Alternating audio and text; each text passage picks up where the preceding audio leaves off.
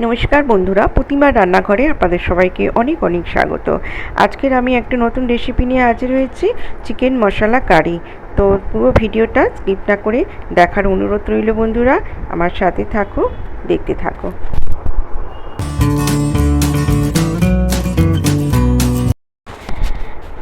Chicken মশলা কারি বানানোর জন্যে আমি চিকেন পিস নিয়েছি। আর দেখো আমি আদা, রসুন আর কাঁচা লঙ্কা 1 টেবিল চামচ দিয়ে দিলাম। আর দিয়ে দিলাম লাল গুঁড়ো লঙ্কা গুঁড়ো, আর পরিমাণ মতো নুন দিয়ে দিলাম। আর পরে আবার নুন দেব। আর দু চামচ আমি দিয়ে দিলাম রিফাইন্ড অয়েল। এবারে আমি 1 চামচ কাশ্মীরি গুঁড়ো লঙ্কা দিয়ে দিলাম। দিয়ে আমি ভালো করে মেখে, আর দেবো এর সঙ্গে 2 চামচ লেবুর রস। লেবুর রস না থাকলে ভিনিগারও দেওয়া যায়, দিতে পারো।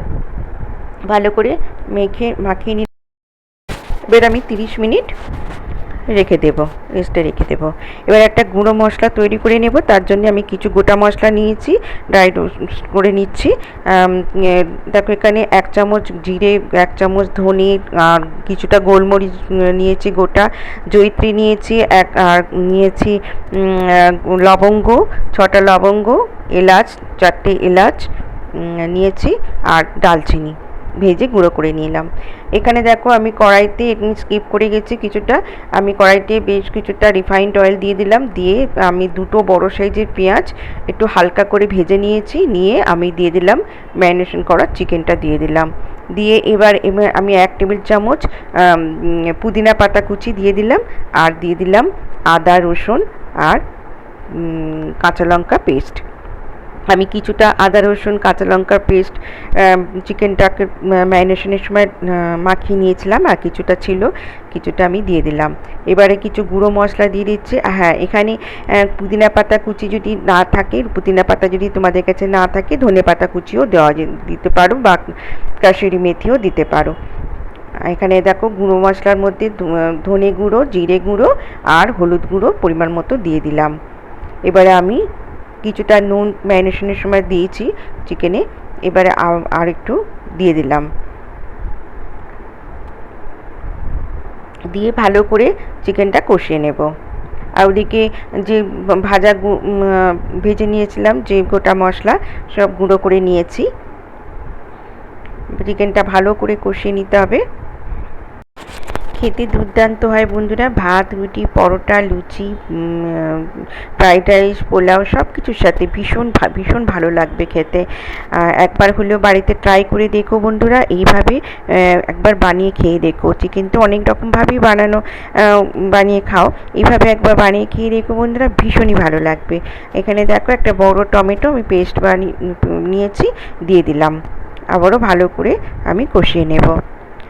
যেসব বন্ধুরা আমার চ্যানেলে নতুন ভিজিট করছো, প্লিজ আমার চ্যানেলটিকে সাবস্ক্রাইব করে পাশে থাকা বেল আইকনটি অন করে দিও।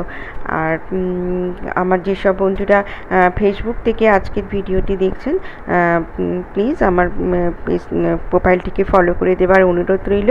আর লাইক করবেন, শেয়ার, বেশ ভালো লাগলে সকলের সাথে বেশি বেশি করে শেয়ার করবেন। আর কমেন্ট করে, সুন্দর সুন্দর কমেন্ট করে আমাকে জানাবেন কেমন লেগেছে আজকের রেসিপিটি। দেখো আমি কিছুক্ষণ একটু ঢাকা দিয়ে রেখেছিলাম, একটু জল বেরিয়েছে চিকেন থেকে, আমি কিন্তু জল দিইনি এখনও, চিকেন থেকে জল বেরিয়েছে। এবারে আমি যে গুঁড়ো মশলাটা বানিয়েছিলাম, ভাজা গুঁড়ো মশলাটা, তার বেশিরভাগটাই দিয়ে দিলাম, 1 চামচ রেখে পুরোটাই দিয়ে দিলাম। আমি নামানোর আগে আর একবার দেব। তো ওই মশলাটা দিলে এত সুন্দর একটা গন্ধ বেরিয়েছে, চিকেনের স্বাদটাই দ্বিগুণ বাড়িয়ে দেবে এই মশলা দিলে। এবারে আমি দিয়ে দিলাম অল্প একটু গরম মশলা।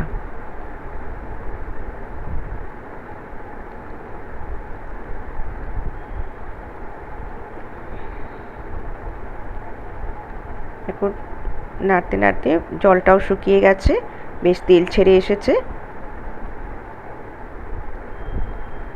এবারে আমি গরম জল, উষুম গরম জল আমি দিয়ে দিলাম। বেশি জল দেব না, অল্পই জল দেব, মাখা মাখা মতন হবে।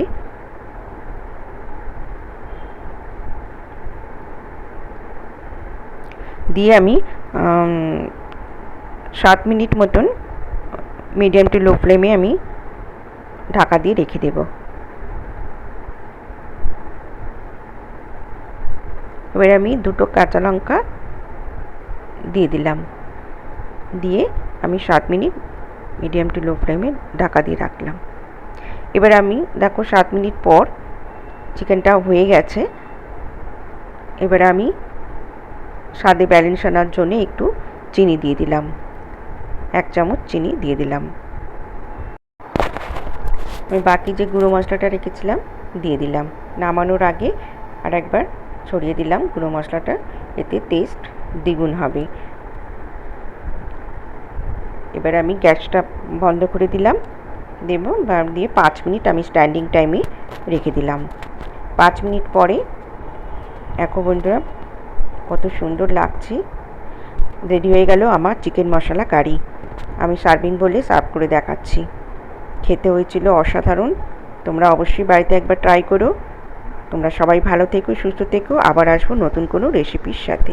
টাটা।